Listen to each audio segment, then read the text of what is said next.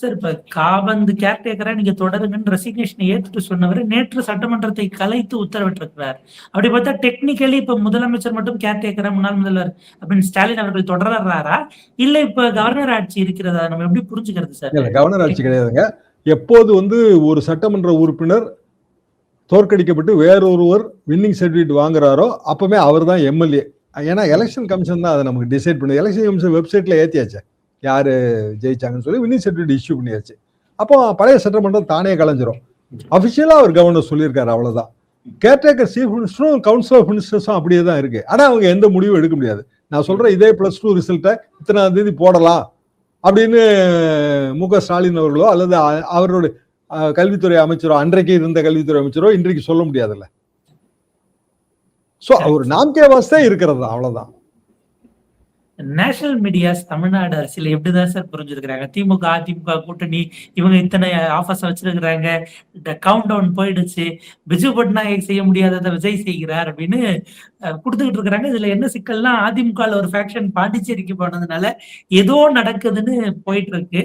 எப்படி பாக்குறீங்க சார் இந்த டெவலப்மெண்ட்ஸ்? எதுவுமே நடக்காதுங்க. என்ன சிம்பிள் ரீசன் என்னன்னா, பிஜு பட்நாயக் வந்த அந்த பிரஸ் மீட், கலைஞரும் எம்ஜிஆரும் சேர்ந்து கொடுத்த சேப்பாக்கம் பிரஸ் மீட்டு 1979 செப்டம்பர் மாதம் அதை அட்டன் பண்ணவர்கள நானும் ஒருத்தன். எனக்கு ஆரம்ப கட்ட பிரஸ் மீட்டுங்க அது. ரொம்ப ஆச்சரியமா இருந்தது. 2 தலைவர்களும் பேசும்போது ஆச்சரியமா இருந்தது. யாரு முதல்வர், யாரு கட்சிக்கு தலைவருங்கிற வரைக்கும் 2 தலைவர்களும் சொல்லிட்டாங்க. அன்னைக்கே தமிழிசை அம்மாவோட கல்யாணம், அதுக்கும் 2 தலைவர்களும் போனாங்க. பக்தவச்சலம் இன்னொரு முன்னாள் முதலமைச்சர் அதுக்கு வந்திருந்தாரு. இதெல்லாம் அன்றைய வரலாறு. ஏன் அந்த வரலாறு வந்துச்சு அப்படின்னா, மத்திய ஆட்சி குழப்பத்துக்குள்ளாயிடுச்சு, தேர்தல் வரப்போகுது, மீண்டும் இந்திரா காந்தி வரக்கூடாது அப்படிங்கிற உணர்வுல பல மாநிலங்கள்ல அரசியலை சமன்படுத்த முயற்சி பண்ணாங்க. அதுல பிஜு பட்நாயக் இங்க வந்தாரு. இன்னைக்கு அப்படியான முயற்சி எல்லாம் கிடையாது. அப்படிங்கும்போது திமுகவும் அதிமுகவும் ஒன்னா சேர்றதுக்கான வாய்ப்புங்கிறது கிடையவே கிடையாது. திமுகவை பொறுத்தவரையில் தெளிவா அவங்க சொல்லிட்டாங்க. அதிமுக உடைஞ்சு ஒரு செட்டு எம்எல்ஏக்கள் விஜய் ஆதரிப்பாங்க, அது நம்ம யூஎஸ்ஐ தான், அதுக்குள்ள நம்ம போகவே முடியாது. அப்படின்னா 2/3 உடையணுங்க. 2/3 உடையணும்னா இவங்க எம்எல்ஏவா இன்னும் பதவி பிரமாணமே எடுக்கல. அப்போ டெக்னிக்கலா அது கட்சி தாவல் தடை சட்டத்துல என்ன மாதிரியான விளைவை ஏற்படுத்துங்கிறது நமக்கு தெரியாது. அப்ப நீதிமன்றத்துக்கு தான் போகும். இப்படியான பல குழப்பங்கள் அதுல இருக்கு. அதாவது ஈவன் ஃபார் தட் மேட்டர் ஒரு 10 எம்எல்ஏ அதிமுகல இருந்து விலகி தாவேகால சேர்ந்தால், அல்ல தாவேகாவுக்கு தனி குரூப்பா நாங்க ஆதரவு தரோம்னு சொன்னா கூட கட்சி தாவல் தடை சட்டத்துக்கு கீழே வழக்க போட்டுதான் நீங்க பண்ண முடியும். ஏன்னா அது கட்சி தாவல் தடை சட்டத்துக்கு கீழே முதல் நடவடிக்கை எடுக்க வேண்டிய ஒரு சபாநாயகர். பழைய சபாநாயகர் டெக்னிக்கலா இப்ப நீடிக்கிறார், அப்போ நினைச்சுதான் இன்னமும் சபாநாயகர். அப்போ புதிய சபாநாயகர், தற்காலிக சபாநாயகர் அவர் பதவி பிரமாணம் செய்து வைத்து அதுக்கு பிறகு எம்எல்ஏக்கள் கூடி சபாநாயகரை தேர்ந்தெடுத்து அதுக்கு பிறகுதான் அந்த சபாநாயகர் கட்சி தாவல் தடை சட்டத்துக்குள்ள டிஸ்குவாலிபிகேஷன் கொண்டு வர முடியும். சரி, டிஸ்குவாலிபிகேஷன் 2 கைண்டுங்க. ஃபார் பீயிங் ஏ மெம்பர் ஒரு disqualification, for being chosen as a member ஒரு டிஸ்குவாலிபிகேஷன். 2 இது. அது 2மே இதுல குழப்பமா தான் இருக்கும். நீதிமன்றத்துக்கு போகணும், அது எந்த காலத்துல முடியும். ஸோ அந்த இதுக்குள்ள நான் வரல. திமுகவும் அதிமுகவும் கட்சியாக ஒன்றாக இணைந்து ஆட்சி அமைக்க முடியுமா, இதான் இப்போ இருக்கிற கேள்வி. அது முடியவே முடியாது. பிஜு பட்நாயக்ல இப்ப இன்னைக்கு இருக்கிற சூழல்ல யார் வந்தாலும் முடியாது. என்னன்னா 2ஆம் கட்சி கட்ட தலைவர்கள் அதுக்கு விட மாட்டாங்க. அவங்களோட பொசிஷனிங் என்ன ஆகுது, அதனால அதுக்கான வாய்ப்பு இருப்பதாக எனக்கு கருதல. 2வது அது தெளிவுபடுத்திட்டாங்க. மு.க. ஸ்டாலினை பொறுத்த வரைக்கும் எதிர்கட்சிங்கிறத அவர் தெளிவுபடுத்திட்டாரு. அப்படிங்கும்போது இதுல வேற என்ன பாயிண்ட் இருக்கு? ஒரு பாயிண்ட்டுமே இல்லைங்களே. தமிழக வெற்றி கழகம் 108 எம்எல்ஏ வச்சிருக்கு. 5 எம்எல்ஏ ஆதரவு தெரிவிக்கிறாங்க. 108ல ஒரு எம்எல்ஏ ராஜினாமா பண்ணணும், ராஜினாமா பண்ணிடுவாரு. 112 இருக்கு. சபாநாயகர் தேர்வு வரும்போதுதான் ஒரு எம்எல்ஏ காணாம போவாரு. இன்னைய தேதிக்கு 112 எம்எல்ஏ இருக்கு. 118ஆவே ஆக்கிட்டா கூட என்ன, அது எப்படி மெஜாரிட்டி கவர்மெண்டா மாறும்? நம்பர் தானங்க மெஜாரிட்டி. எப்படி கவர்மெண்ட் ரன் பண்ணுவீங்க? 118 வச்சு காலம் பூரா ஓட்டிடுவீங்களா? 10 எம்எல்ஏ உடம்பு சரியில்லாம போனா என்ன பண்ணுவீங்க? அதெல்லாம் குறைஞ்சபட்சம் 125 இருந்தா தாங்க அது ஈஸியா இருக்கும். அப்படின்னா ஒரே வழி ஃப்ளோர் கோஆர்டினேஷன் தான். மைனாரிட்டி கவர்மெண்ட் நீடிக்கட்டும். சர்ச்சைக்குரிய விஷயங்கள் வந்தா எல்லா கட்சிகளையும் கலந்து ஆலோசிக்கிட்டோம். திமுக, அதிமுக எல்லா கட்சியும் கலந்து ஆலோசித்து ஜனநாயக ரீதியாக ஒருமித்த முடிவு எடுக்கட்டும். ஃபர்ஸ்ட் டைம் நமக்கு கிடைச்சிருக்கிற ஒரு பெரிய வாய்ப்பு இது. டெமோக்ராட்டிக் எக்ஸ்பெரிமெண்ட் நடக்கட்டும், ஆட்சி நடக்கட்டும். இப்ப இதற்கு நடுவுல பிஎம் ஸ்ரீ தொடர்பா சீக்கிரம் முடிவெடுக்கணும்னு கடிதம் வந்ததாகவும் நேற்றைக்கு செய்திகள் இருந்தது. அப்ப அவங்களுடைய பாலிசிஸ புஷ் பண்றதுல ரொம்ப ஸ்ட்ராங்கா இருக்கும்போது, இங்க ஒரு பெரும்பான்மை இல்லாத அரசுன்னா அது கொஞ்சம் நெருக்கடியாக வாய்ப்பு இருக்கு இல்லையா? அத பிஜேபி எக்ஸ்ப்ளாய்ட் பண்ணுவாங்கன்னு நம்ம அத பார்க்கலாமா? பாலிசி டெசிஷன்ஸ்ல முயற்சி. அது ரொட்டீன் லெட்டரா தாங்க இருக்கும். எப்போதுமே வந்துங்க, நம்ம ஒரு லெட்டர் வரும்போது என்ன பண்றோம்னா, அரசியலோட முடிச்சு போட்டு பார்த்துடுறோம். அப்படி இருக்கிறதுக்கு வாய்ப்பு இல்லைங்க. அதிகாரிகள்லாம் அரசியல் கிடையாதுங்க. அவனுக்கு அவன் வாழ்வு தாங்க முக்கியம். யார் ஆண்டா என்ன? நம்ம ஐஏஎஸ்ஸா இருக்கோமா? நமக்கு நல்ல கார் இருக்கா? நல்ல பங்களா இருக்கா? நல்ல வேலையாட்கள் இருக்காங்களா? அவனுக்கு ப்ளம் போஸ்ட் முக்கியம். Coveted post. அதுக்கு லாபி பண்ணுவாங்க. என்னை இதாக்கிற அதாக்கிறன்னு லாபி பண்ணுவாங்க. மத்தபடி இருக்கிறாங்கல்ல இந்த போஸ்ட் எல்லாம் வராத ஆளுங்க, என்ன வந்தா என்னன்னு இருக்கவங்க தான்.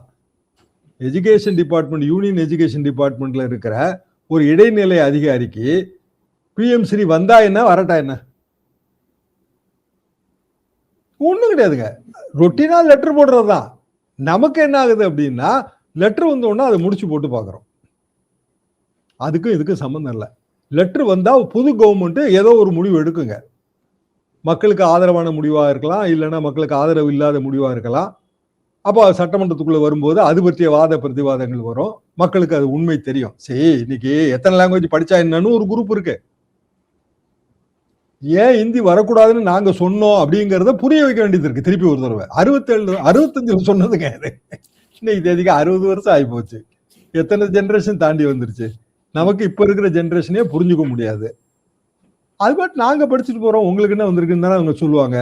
இல்லப்பா நீ படிச்சாலும் உனக்கு இந்த பிரச்சனைகள் இருக்கு, நமக்கு 2 லாங்குவேஜ் போதும், சுமை குறையும், 2வது லாங்குவேஜ் இங்கிலீஷ் உனக்கு கண்டிப்பா தேவை, அதை வச்சுதான் நீ இவ்வளவு நாள் வாழ்ந்துட்டு இருக்க, காம்பீட் பண்ணிட்டு இருக்க, இவ்வளவு எஜுகேட் பண்ண வேண்டியது இருக்கு. எஜுகேட் பண்ணணும்னா அதுக்கு சூழல் வரணும். என்ன சூழல்? பிஎம் ஸ்ரீ வருது, அதை பத்திய டிஸ்கஷன் சட்டமன்றத்துல வருது, எதிர்கட்சி தலைவர்கள்லாம் இப்படி கருத்து தெரிவிக்கிறாங்க, இப்போ நீங்க ஒரு இன்டர்வியூ கேட்பீங்க, அதுல நான் என்னோட கருத்தை சொல்லுவேன். இப்படித்தான் நீங்க மக்களுக்கு இன்ஃபர்மேஷனை கடத்த முடியும். வெறுமனே புதிய தலைமுறை கிட்ட அதெல்லாம் தப்பியா, நான் 65ல போராட்டம் நடத்தினேன் அப்படின்னா, நீ 65ல போராடினா எனக்கு என்னம்மா? சரி, அதுக்குள்ள வரலைங்களே. அவனுக்கு வேற பிரச்சனைகள் இருக்குங்க. 65ல போராட்டம் நடத்தினாலும் இப்ப வந்திருக்காயா? இன்ஸ்டாகிராம்ல வந்திருக்கா உன் போராட்டத்தை பத்தி? இப்ப வந்திருக்கா? இன்ஸ்டால வந்தா தாங்க நாங்க நம்புவோமாங்க. இல்லப்பா வரலாற்றுல இருக்கு, வரலாறை பத்தி கவலையே இல்லை, இன்ஸ்டால வந்திருக்கா, ஸ்னாப் சாட்ல வந்திருக்கா, பேஸ்புக் கூட ஓல்டு மீடியாவா ஆயிப்போச்சு. ஒரு ஃப்ரெண்டு ஒரு நம்ம பிளாக்ல இருக்கிற கேர்ள்ஸ் தான், இன்ஸ்டாவே ஓல்டு மீடியா, ஸ்னாப் சாட் தான் அப்படின்றாங்க. அப்ப கேட்டிருக்கேன், ஸ்னாப் சாட் எனக்கு போட்டு கொடுங்க, அது என்னன்னு பார்ப்போம் அப்படின்னு. அடுத்தடுத்த தலைமுறை அவங்களுடைய ரிலையபிலிட்டி அல்லது கிரெடிபிள்னு அவங்க பாக்குறது மாறி இருக்கு, மோட் மாறி இருக்கு. ஏங்க அன்னைக்கு பாக்குறேங்க, வாட்ஸ்அப்லாம் பழசுங்க, இப்ப எக்ஸ்சாட்னாங்க. எக்ஸ்சாட்னா அப்படின்னா அது வாட்ஸ்அப்போட நல்லா இருக்குன்றாங்க. அதாவது ஆரின் அதர் வேர்ட்ஸ் அவங்க வாழ்க்கைக்கு இல்ல, அவங்க அரட்டடிக்கிறதுக்கு, பொழுதுபோக்குறதுக்கு, ரீல்ஸ் போடுறதுக்கு, லைக் போடுறதுக்கு எது வசதியோ அதை செய்யறாங்க. நேரத்தை எதுக்கு கொடுக்கறதுங்கிறதுல அவங்களுக்கு ஒரு முடிவு இருக்கு. நம்ம நேரத்தை எப்படி கொடுத்துட்டு இருந்தோம்னா, எம்ஜிஆர் மன்றத்துக்கு கொடுத்துட்டு இருந்தோம், சிவாஜி மன்றத்துக்கு கொடுத்துட்டு இருந்தோம், கொடி ஒட்டிட்டு இருந்தோம், அரசியல் பேசிட்டு இருந்தோம், தலைவர்கள் மீட்டிங் பேசிட்டு இருந்தோம், மீட்டிங்கை கேட்டுக்கிட்டு இருந்தோம். இவங்க என்ன பண்றாங்க அப்படின்னா, வீட்டிலே உட்காந்து இன்ஸ்டால ஸ்னாப் சாட்ல தெரிஞ்சுக்க முயற்சி பண்றாங்க. ரைட்டு, தெரிஞ்சுக்கவாது இப்ப முயற்சி பண்றாங்கல்ல. நான் சொன்னேன், ரைட்டு, உனக்கு அரசியலை பத்தி அரசியல் தெரிஞ்சுக்கணும்னு நீ நினைக்கிறியா, அதே பெரிய விஷயம் தான். கண்டிப்பா இப்பதான் ஆழமான கேள்வி எல்லாம் கேட்கறாங்க இந்த தலைமுறை. கண்டிப்பாக சார். இப்ப ஒரு கேள்வி என்ன, நேற்றைக்கு எடப்பாடி பழனிசாமி அந்த போட்டோ ரிலீஸ் ஆன பிறகு அது பல விதமான விமர்சனங்கள் போச்சு. அது நான் கிரிட்டிக் அப்படிங்கிற இடத்துல இருந்து அந்த ஒரு விமர்சனத்தை கேட்கிறேன். 10 வருஷத்துக்கு முன்னாடி கல்யாண மண்டபத்துல எம்எல்ஏ கூட்டம் நடந்தது. அடுத்து கட்சியினுடைய ஆபீஸ்ல இருக்கக்கூடிய அரங்கம் இன்றைக்கு 15க்கு 15 ரூம் ஒன்று வந்திருக்குன்னா அடுத்து அதிமுக என்ன ஆகும் அப்படிங்கிற ஒரு அச்சத்தை வெளிப்படுத்தக்கூடிய வகையில் ஒரு பதிவை பார்த்தேன். ஃபியூச்சர் ஆஃப் ஏடிஎம்கே, ஏன்னா 2 முறை ஆட்சி இல்லாமல் இருந்ததில்லை, எப்படி இருக்கும்னு பாக்குறீங்க சார்? அதான், அது கொஞ்சம் கவலையா தாங்க இருக்கு. ஏன்னா என்னோட வாழ்க்கையில நான் பார்த்து தோன்றி வளர்ந்த கட்சி அதிமுக. திமுக வரும்போது 49, அப்பதான் நான் பிறக்கிறேன். ஸோ நான் பார்த்து வளரும் போதே 62 காலகட்டத்துல இருந்தா எனக்கு நினைவுல இருக்கு. அதிமுக அப்படி இல்லை. 72ல கட்சி தோன்றும் போது நான் வேலைக்கே போயிட்டேன், திருமணம் ஆயிடுச்சு. இப்போ இப்படி கொஞ்சம் நலிஞ்சு போதேன்னு நினைக்கும் போது நிச்சயமா கவலையா தான் இருக்கு. நீங்க சொல்றது கரெக்ட் தான். அவ்வளவு பெரிய கூட்டங்கள்லாம் நடத்திட்டு இன்னைக்கு வந்து ஒரு சின்ன ரூம்ல நடத்த வேண்டிய ஒரு நிலைமை வந்துருச்சே அப்படின்னு கஷ்டமா தான் இருக்கு. அப்ப எடப்பாடி பழனிசாமி அவர்கள் தான் இதை புரிஞ்சுக்கிடணும். கட்சியை வந்து ஒருமுகப்படுத்த வேண்டிய வேலை இருக்கு, அவருக்கு கடமை இருக்கு. அந்த கடமையில இருந்து அவர் தவறுனாருன்னா காலம் மன்னிக்காது. ஒரு நிறைய கேள்வி சார். இப்ப 118 அப்படிங்கிற நம்பர் வருவதற்கு அதிமுக ஆதரவளிக்க தயாராக இருந்ததா? இல்ல முதல்ல அவங்க கிட்ட கேட்டிருந்தா அவங்க எதுவும் ஒரு காமன் மினிமம் ப்ரோகிராம் மாதிரி வந்திருப்பாங்களாங்கிற ஒரு ஸ்பெகுலேஷன்ஸ் எல்லாம் ஓடிக்கிட்டு இருக்கு. அந்த இடத்துல யார் அந்த வப்புல உடைச்சிருக்கணும்? ஏன்னா சீனியர் லீடராக இருக்கிறார்கள் அப்படின்னும் போது, அல்லது மற்ற திமுக கூட்டணி கட்சிகள் நாங்க யோசிக்கிறோம், ப்ராசஸ் பண்றோங்கிறதோட சொல்றாங்க. அதே 118 கொண்டு வருவதற்கு என்ன வாய்ப்பு இருக்குன்னு பாக்குறீங்க? ஏடிஎம்கேவில் தொடங்கி பாஜக அல்லாத அதிமுகவாக வருகிற பட்சத்தில், அல்லது கூட்டணி கட்சிகள் திமுக எப்படி பாக்குறீங்க சார்? என்னைக்கு நமக்கு நம்பர் இல்லைன்னு ஆகுதோ அன்னைக்கு வந்து எல்லா கட்சி தலைவர்களையும் விஜய் போய் சந்திச்சிருக்கணுங்க. திருமாவளவனை சந்திச்சிருக்கணும், வீரபாண்டியனை சந்திச்சிருக்கணும். ஏன்னா வேற வழியே இல்லைங்களே அவருக்கு. அவர் உச்சாணி கும்பல எல்லாம் ஏறி உட்கார முடியாது. மக்கள் தீர்ப்பு அப்படி இருக்கு. அதை அவர் தவறிட்டாரு. அப்ப இப்ப அவங்க வந்து அதை எதிர்பார்க்கிறாங்க. எடப்பாடி பழனிசாமியும் போய் சந்திச்சிருக்கணும்லங்க. மு.க. ஸ்டாலின் வேணா சந்திக்காம இருக்கட்டும். ஏன்னா அவர் திமுக தீய சக்தின்னு சொல்லிட்டாரு. நான் எப்படி தீய சக்தியை போய் பார்ப்பேன்னு எடுத்துக்கலாம். பட் எடப்பாடி பழனிசாமி தீய சக்தின்னு சொல்லல. சரிங்க, நாளைக்கு பதவி பிரமாணம் ஆகி முதலமைச்சரான பிறகு மோடியை போய் பார்க்க தானே செய்யணும். பிரதமரை, உள்துறை அமைச்சரை பார்க்கத்தானே செய்யணும். அவருக்கு பூங்கொத்து கொடுத்தானே ஆகணும். அப்புறம் இவங்கள பார்க்க வேண்டியதானே. தமிழ்நாட்டில் இருக்கிற தலைவர்களை பார்க்க மாட்டீங்க, டெல்லிக்கு போய் பார்க்கத்தானே செய்வீங்கன்ற. நம்பர் இருந்து அது அப்ப கித்தாப்புல இருந்தா அது வேற விஷயங்க. நம்பர் இல்ல, நம்பர் என்னைக்குமே வராதுங்க. என்னைக்குமே வரும். 125 மேல நாப்புல எப்படி போயிருவாரு அவரு? 118 விடுங்க, 120 125 போக முடியுமா? வாய்ப்பு என்ன இருக்கு? அப்ப எல்லா கட்சியும் நீங்க 2 எம்எல்ஏ வச்சிருந்தாலும் போய் பார்க்கணும்ல. காதர் மொய்தீன் ஐயாவையும் போய் பார்க்கணும்லன்றா. என்ன தப்பு இருக்கு? உங்களோட சீனியர் தானே. அப்ப அந்த இடத்துல அவங்க தவறு பண்ணிட்டாங்க. சரி, உங்களுக்கு ஏகோபித்த மக்கள் ஆதரவெல்லாம் கிடையாதுங்க. 34% ஓட்டு போட்டிருக்காங்கன்னா மிச்சம் இருக்கிற 66% உங்களை ஏத்திருக்காங்கன்னு தானே அர்த்தம். கண்டிப்பா சார். அந்த இடத்துல நீக்கும் போக்காக ஒரு பிளெக்சிபிளா இருந்திருக்கணும். 98ல ஜெயலலிதா அம்மா ஒரு கூட்டணியை ஃபார்ம் பண்ணாங்க இல்லையா? அந்த மாதிரியான வன்னியத்தனம்பட்டியில பாமக ஆபீஸ்க்கு அவங்க ஏறினாலும் எனக்கு நான் கண்ணால பார்த்தாங்க. குறுகலாம் படிங்க. அதுல ஏறி ரொம்ப கஷ்டப்பட்டு தான் போனாங்க. 2001 நினைக்கிறேன். அது 98ல வந்து எல்லா ஆபீஸுக்கும் போனாங்க. வாழப்பாடி ராமமூர்த்தி எங்க சாஸ்திரி நகர்லயும் எங்கேயோ ஆபீஸ் வச்சிருந்தாருங்க. எல்லா ஆபீஸுக்கும் போனாங்க. நமக்கு வேணும்னா நம்ம தாங்க போனோம். அவங்களே அவர் வந்து உங்களை தேடி வந்து ஆதரவு கொடுப்பாங்க. அவங்க ஒரு நம்பர் குறைவா வச்சிடல. அவங்ககிட்ட 117 இந்த ஒண்ணு உங்களுக்கு தேவை. உங்களுக்கு தேவை. நீங்க 2 பேரை வாங்கி தானங்க நீங்க மெஜாரிட்டி காட்ட முடியும், ஆட்சி நடத்த முடியும். 5 வருஷம் ஆட்சி நடத்தணும்ல. அதுக்கு பிறகு அப்புறம் வரிசையா தேர்தல் வரும்ல, எல்லாத்தையும் நீங்க சந்திக்கணும்ல. இப்பவே உள்ள வரும்போதே உள்ளாட்சி தேர்தல் வரைக்கும் கூட்டணின்னு சொல்லிட்டு ஒரு டீம் வந்திருக்கு. ஏற்கனவே காங்கிரஸ் கோஆபரேட்டிவ் சொசைட்டி வரைக்கும் நீங்க கொடுக்கணும்னாங்க. அது மெம்பர்கள் தானையா தேர்ந்தெடுப்பாங்க அப்படின்னு கேட்டா இல்ல அது வரைக்கும் எனக்கு கொடுன்னாங்க. அப்ப ஏற்பட்ட கட்சி அது. அப்ப அவங்களோட நிபந்தனைகளை வச்சு என்ன பண்ண முடியும்? பாமக நிபந்தனை சௌமியாவுக்கு துணை முதல்வர் கொடு, அப்படிதாங்க கேட்பாங்க. இது எப்படி கேட்காம இருப்பாங்க?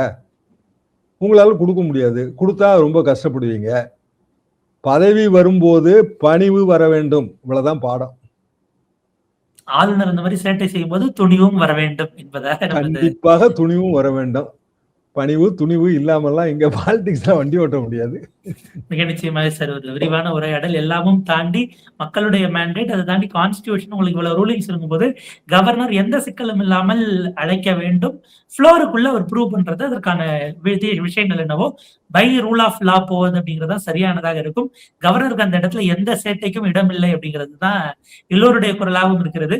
ஆனால் சம்பந்தப்பட்டவர்கள் தான் அழுத்தம் திருத்தமா பேசாம இருக்காங்கிறதும் ஒரு விமர்சனமா இருக்கு. ஒரு மேண்டேட் எப்படி அது போகிறது, 5 ஆண்டுகள் எப்படி நிறைவு செய்யறாங்க, சவால்கள். எடப்பாடி பழனிசாமி அவர்களும் மு.க. ஸ்டாலின் அவர்களுமே குரல் கொடுக்கணுங்க. ஜனநாயக விரோதமான செயல்களை கண்டிக்க வேண்டியது இவங்க 2 பேரும் சேர்ந்து தானே. கண்டிப்பா. இப்ப வீரபாண்டியன் அதே குரல் கொடுக்குறாரு, திருமாவளவன் அதே குரல் கொடுக்குறாருல, அதே மாதிரி இவங்களும் கொடுக்கணும்லன்ற அந்த இடம் எனக்குமே வருத்தமா இருந்தது. ஏன் இவங்க குரல் கொடுக்கல? கண்டிப்பாக. சட்டமன்றத்த நீங்க அதனுடைய மதிப்ப குறைக்கிற ஒரு முயற்சியாங்கிற இடத்துல இருந்து, நிச்சயமாக இந்த இடத்துல கவர்னர் சுப்ரீம் இல்லங்கிறத பதிவு பண்ண வேண்டிய விஷயமா இருக்கு அது. நிச்சயமாக. பாப்போம் சார். ஒரு விரிவான உரையாடல். உங்க நேரத்துக்கு பொறுத்தவரைக்கும் நன்றி சார்.